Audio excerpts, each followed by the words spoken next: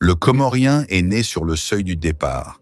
Fils de l'exil, il a grandi entre deux valises, entre deux ports, entre deux départs. Sur ces îles perdues au cœur de l'océan Indien, il a trouvé un refuge, une patrie. Il a embrassé cette terre, s'est fondu dans son décor, mais son cœur, lui, est resté nomade. Le voyage n'est pas une rupture dans son existence, mais plutôt un rythme naturel, presque héréditaire. Il y a grande, il y vieillira sans doute. Le Comorien est un migrant de naissance. Ses ancêtres ont quitté l'Afrique intérieure, le centre et l'est du continent, pour rejoindre ces îles reculées. Là, ils ont vécu, isolés, mais jamais étrangers. Ils ont apprivoisé le volcan et la mer, le sable noir et les saisons du clou de girofle. Ils ont construit un lien intime avec cette terre d'adoption. Mais l'histoire du Comorien ne s'arrête pas là. Il est aussi l'héritier d'un autre voyage, celui des vents venus d'Arabie, des navires venus d'Oman et du Yémen, des poètes venus de Shiraz. Il porte en lui une âme persane, un accent africain, une sagesse arabe. Il est l'enfant du croisement entre la civilisation arabo-musulmane et les cultures africaines.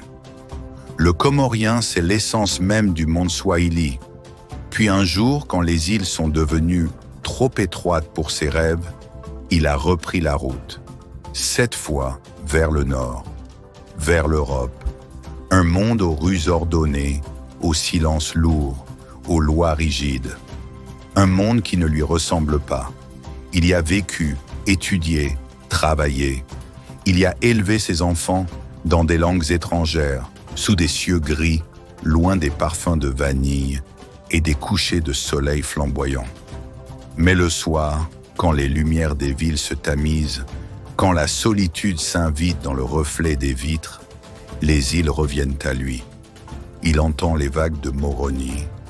Il sent les épices du marché de Mutsamudu. Il revoit les pierres de sa ruelle d'enfance. Les îles de Nyumashua et le minaret de la mosquée de Matsamboro l'envahissent.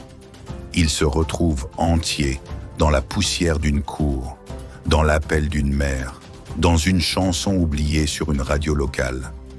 L'exil lui a tout donné, travail, sécurité, espoir, mais il ne lui a jamais offert ce que les îles lui ont transmis, une âme. Car la patrie, ce n'est pas qu'un lieu, c'est une odeur, une langue, un souvenir.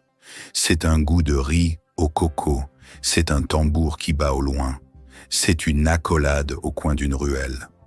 Oh, les ruelles de nos médinas qui dévoilent le génie de nos ancêtres. Alors l'exil est-il une patrie de rechange? Peut-être un refuge, mais pour le Comorien, la patrie, la vraie, reste là-bas, là où le soleil reconnaît son visage, là où les pierres murmurent son nom, là où l'enfant qu'il était court encore, pieds nus, dans les ruelles d'un village qu'il n'a jamais quitté.